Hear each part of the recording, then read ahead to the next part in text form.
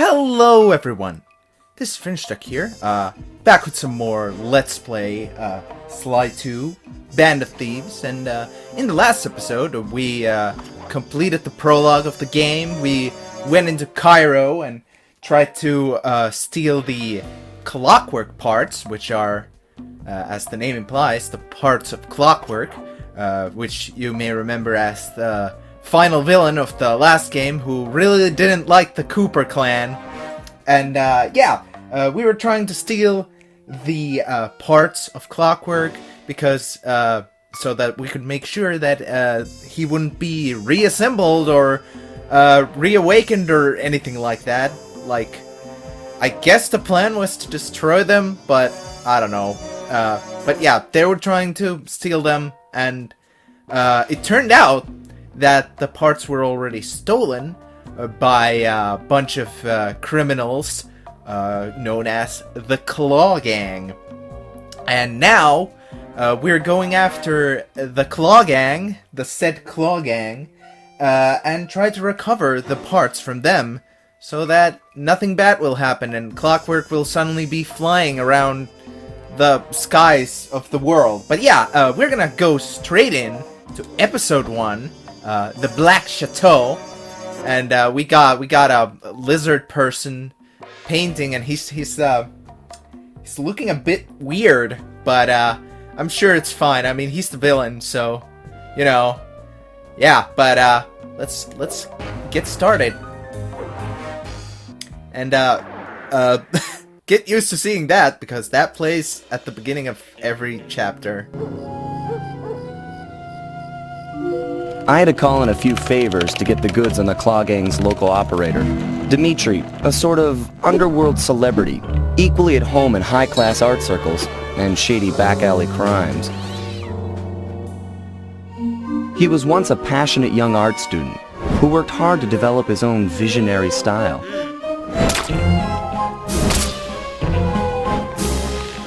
Unfortunately, the art world wasn't quite ready for his kinetic aesthetic. So he gave them what they wanted, and started forging old masterpieces. His way of punishing those with bad taste. Dimitri now runs a nightclub on the west side. The thumping music, colorful light shows, and a hint of danger lure in chic young patrons from far and wide. And it's here, hidden somewhere, where we'll find the clockwork tail feathers. What Dimitri plans to do with the clockwork part is beyond me, but those plans end tonight.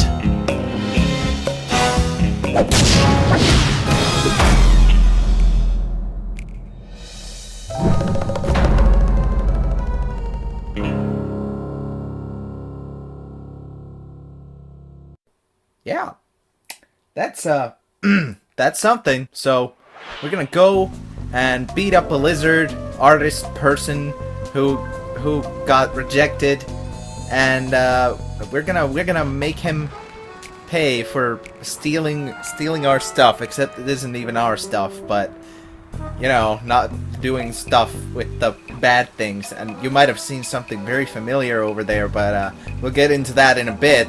And hey, got something a little bit different, something new looking. So we're sitting here in the first hub world of the game, or the first overworld, I should say. But yeah, this game operates a little differently compared to the first game, in case you couldn't guess from the life bar and the lack of lucky charms and all that. But basically, you, like every episode or chapter in the first game had a little hub world for each chapter, but this game, in this game, things are a little different, a little more expansive than the first game. And first of all, as you can see, we have this safe house here where we can, right now we can only choose 2 options, which is playing as Sly and selling loot and buying gadgets. Oh my, I can't buy this smoke bomb, which makes me very sad because I like this power up a lot. But yeah, this is what the coins are used for. They're used for buying gadgets, and as you might have seen, there are these different icons which may imply some things, and this also like says that press X to play ass sly, so you know, you might guess that there might be something funny going on. Of course, if you played this game before, you know exactly what all this means. But yeah, let's start our fun adventure here in Paris and see what happens. Yeah. I tell you, Bentley, it's gonna be a real pleasure robbing this nightclub. I share in your enthusiasm, but before we hit the inside, we'll need to do a little reconnaissance work. What do you have in mind? I've installed this special antenna on the safe house to help with our first job, hacking into Dimitri's satellite array. The coordinates for the job start beacon have been uploaded to your binocucom. Make your way to this position, and I'll give you a full briefing on our objective. I'm on my way. Alright, so as you can see, we have our first job, which is satellite sabotage. You can see it through the binocucom. Fly, if you click the L3 button, press the left analog stick, I'll beam some virtual markers into your thief mask. They'll help you find your way around. If no markers are in view, use the right analog stick to move the camera and look around for them. Remember, the view is always better from the rooftops.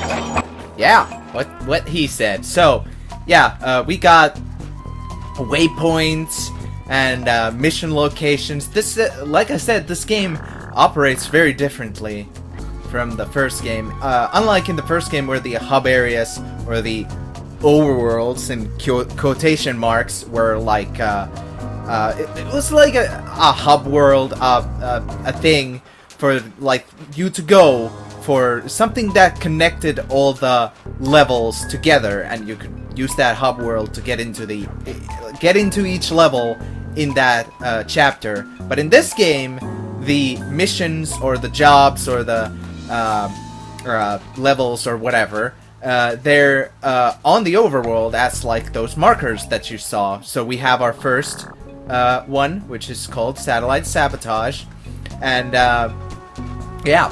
we're gonna be going there. Some missions, unlike the first game, take place like completely right here in the overworld, but some do have like specific locations unique to that mission, which is this game operates very differently, and that's basically what I was trying to say.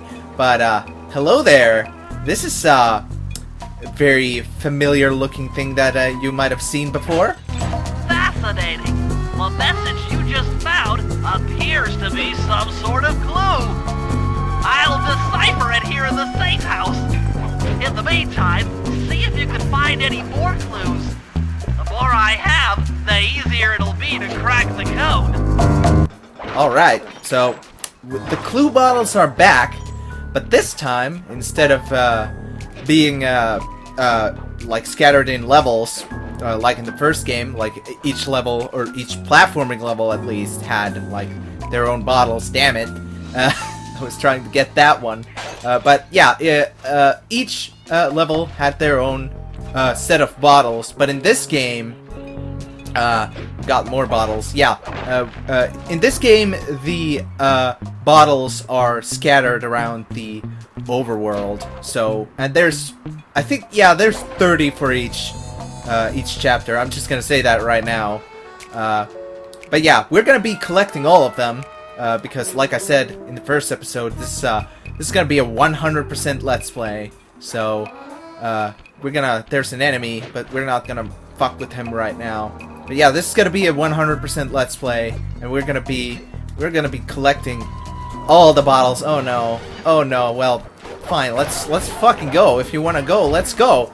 But yeah, speaking of 100% completion, I recently also went ahead and completed all the Master Thief challenges or Master Thief sprints in Sly 1, and got 100% on that game for the first time in my life, which was very, very big accomplishment, even if I do say so myself. But yeah, let's get into this first mission and stop lollygagging. Sly, I need you to hack into Dimitri's communication array so that we'll have access to his database. How am I supposed to do that? To start, you'll need to get to the top of that tower. Then reposition the satellite dish to point at my safe house antenna. If you want to climb on stuff, jump and hit the circle button to grab hold. Try climbing up that pipe. Right. Jump and press the circle button to climb pipes. I'm on it. More jumping and hitting the circle button. That's this game's bread and butter. This guy didn't see me, which is very good. Okay. I've projected holographic markers near interactive objects like this satellite dish. When you're near these markers, press the circle button to use the object. Great, the first one's in position. I've uploaded the next waypoint into your Thief Mask imager. Remember, click the L3 button to locate your next objective. Yeah, so, yeah, like I was saying, this first mission is one of those, which takes place pretty much entirely in this overworld. So we got these waypoints, and we're gonna go to the waypoints, and then we do the thing, and the mission is completed, and it's gonna be real fun. But now we're gonna just redirect all these antennas or satellites, and it's gonna be, yeah, it's gonna be our first real... Okay, only one more to go. Activate your Thief Mask imager by pressing the L3 button to find the last dish waypoint. Remember, the view is always better from a rooftop. Sly, you can hold down the R1 button while walking to break into a fast run, but be careful, as this is sure to be loud enough to alert any guards in the vicinity. Yeah, thanks for the interruption, but yeah, he was telling about the whole sprinting thing that I think I mentioned in the first episode. But basically, yeah, you can press the R1 button to run faster, as I've been doing pretty much this entire time. But yeah, I was about to say something, but then Bentley rudely interrupted me. But yeah, this is one of those missions where you go into the overworld and you do stuff there, but you don't really go into any like specific or mission specific levels like in the first game, where every mission had a mission specific level. Yeah, but also, in case you didn't somehow notice, but the bottles have a distinct sound they make, so you can probably hear it right now that I'm close to this bottle. But basically, when you hear it, well, I already kind of explained it, but when you hear that, it means there's a bottle close by, so you can, when you hear that, like, clinking, you can, it alerts you to look around and see if there's a bottle in the nearby vicinity, and that's very helpful, because the bottles are now, like, completely scattered around the overworld, and finding them is a little harder than last time. But we did it! We completed the first mission. We got the data flowing in, as you can see.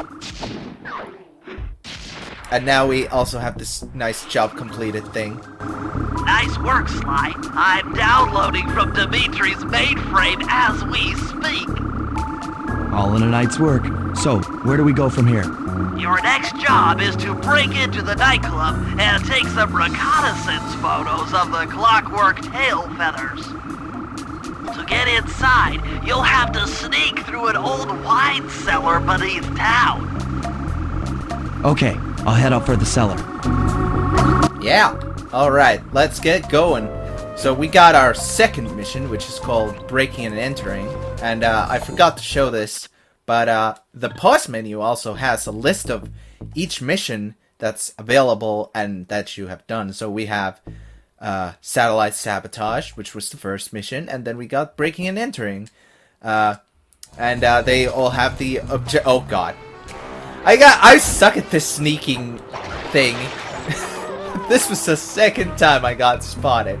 But yeah, we're gonna go there. We're gonna go into the wine cellar. And we're gonna have a great time or something. But yeah, this is actually, I'll shut up. Good to see you, little buddy. I guess the way through the wine cellar is guarded by those rats. Bentley thought you might like some help clearing them out. Sounds like fun. You and me, back to back? Totally. Outnumbered, fighting impossible odds. It's perfect. All right, pal. Let's get to it. Alright, let's fuck it. Heads up, if you leave this area, you'll abandon your current job. Yeah, thanks for the info, Bentley. There's Murray. But yeah, basically, like I was trying to say, this is an example of a mission that takes you to a mission-specific location, which is pretty much unique to this mission. So, the first one was basically took place just in the overworld, but this time we have to go through this wine cellar. So, it's a little bit like the first game, but not really like the first game. So, yeah, that's the thing. And if you, as Bentley was saying, if you leave the location, it will automatically throw you out of the mission. But now, let's go fuck up some rats. The Murray! Yeah, Fear the Murray. He's gonna fuck you up real good. I'm gonna get these fucking coins so that... actually, you just take care of... Hold on, Sly. Let me lower those bars for you. There you go.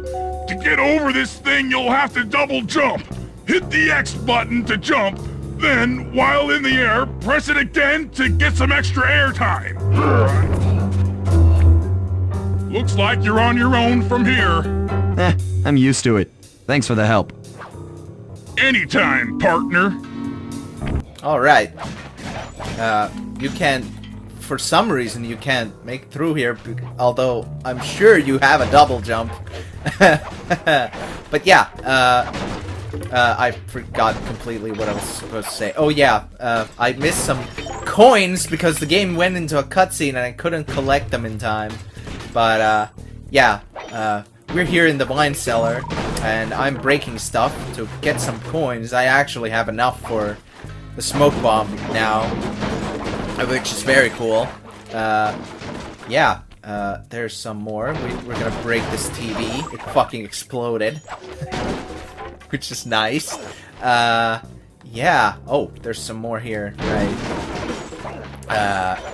Can I break this? Yes, but it doesn't give me any coins, so it's fucking useless. Anyway, let's move on. Let's break this bottle, because it gives me money. But yeah, this mission is basically, well, the first mission wasn't really all that tutorial heavy, but this one... Why? In order to get past these lasers, you need to crawl under that table. To do that, get near the table and press the circle button. Yeah, this is new. I don't think this was in the first game. I'm pretty sure it wasn't. But you can crawl under tables now to do crawling, and it will help you do stuff. But yeah, this mission, like I was saying, is pretty tutorial heavy. It's basically just a tutorial where you learn a lot of the game's ins and outs, like crawling, fighting, I guess, and a lot of sneaking. These flashlight guards are too tough to fight head-on. Crawl under the tables to sneak around him.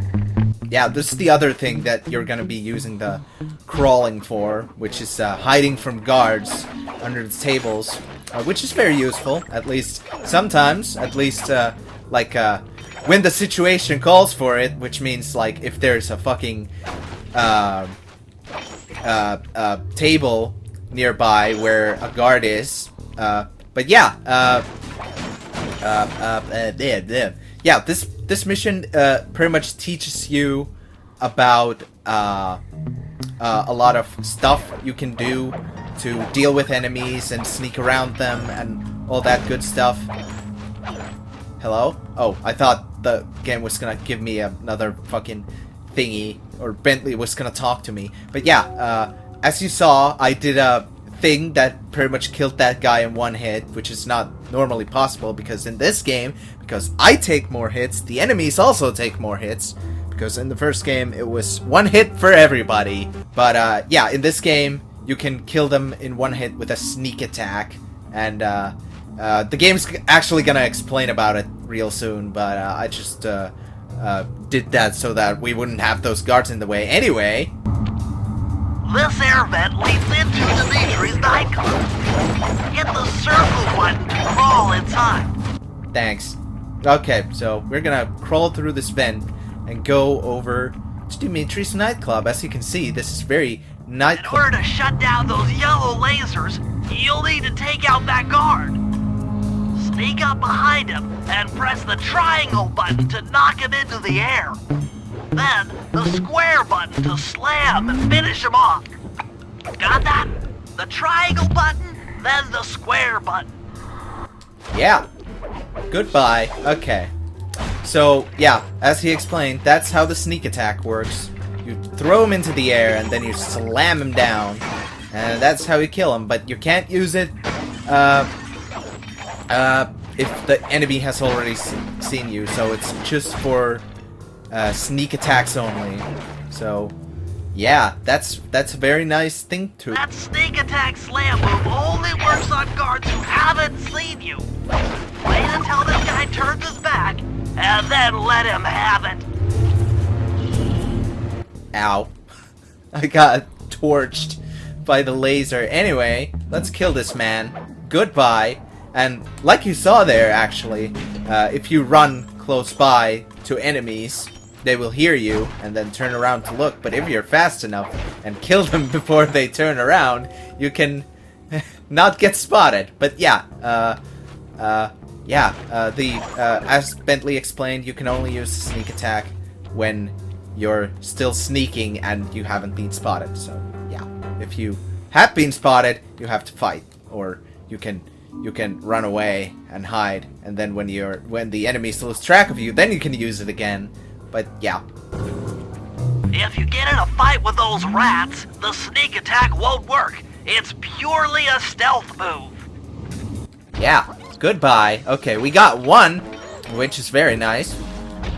One is always better than two, except now there's three of them, because there were few in hiding. And also, I forgot to mention, I think, I didn't talk about this, but in the last episode, but Sly also has this charge move that basically amounts to crowd control. I don't think it's like any stronger when you hit an enemy with this, but it's basically for crowd control. You can like spin around and around, and then you get some extra hits in.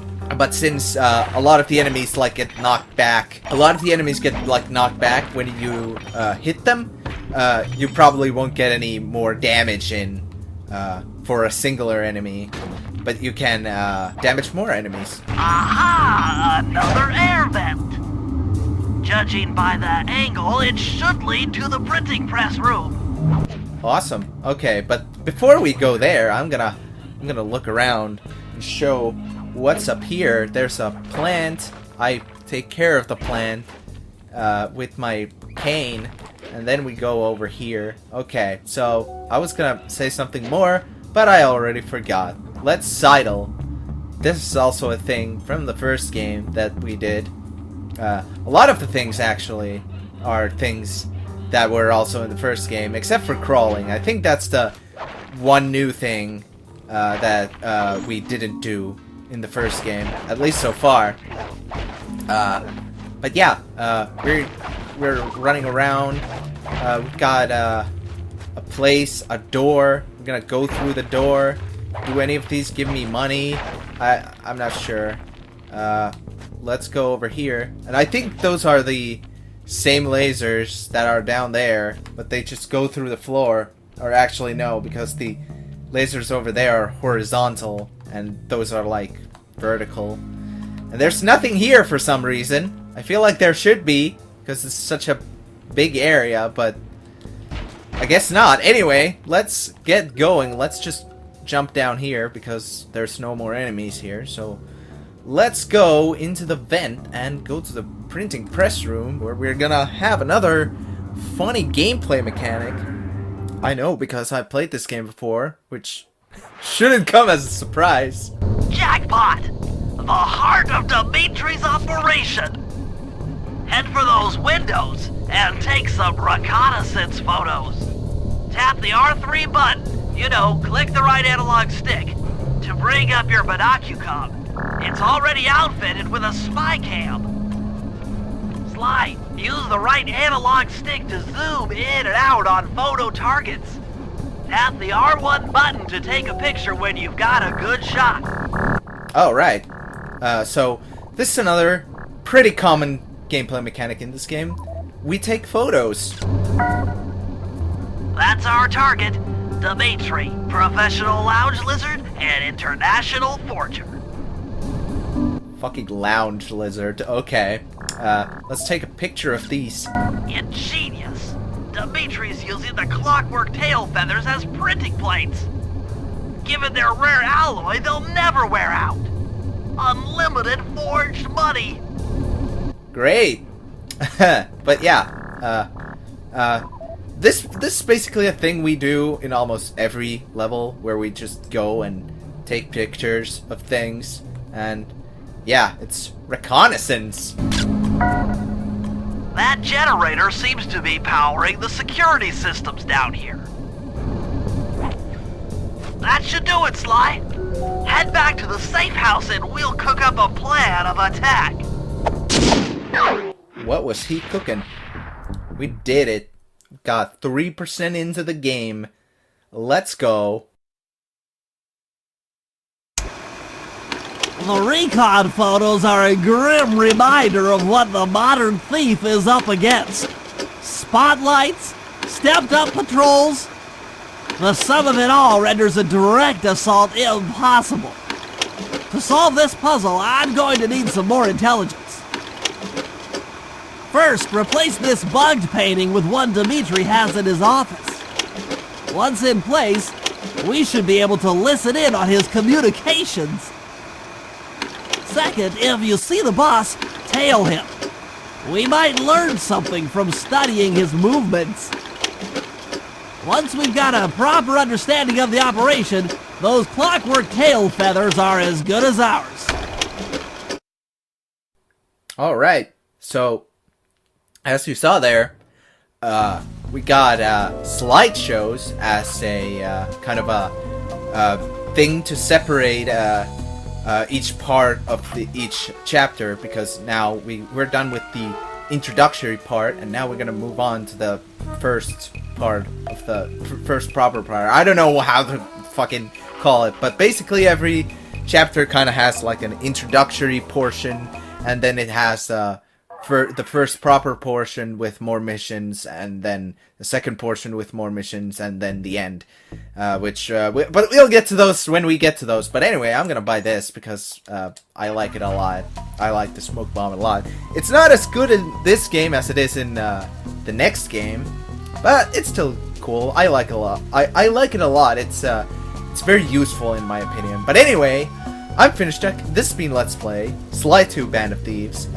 And in the next episode, we're gonna do some more fun thieving bullshit in here in Paris. We're gonna bug Dimitri and we're gonna follow him around or something.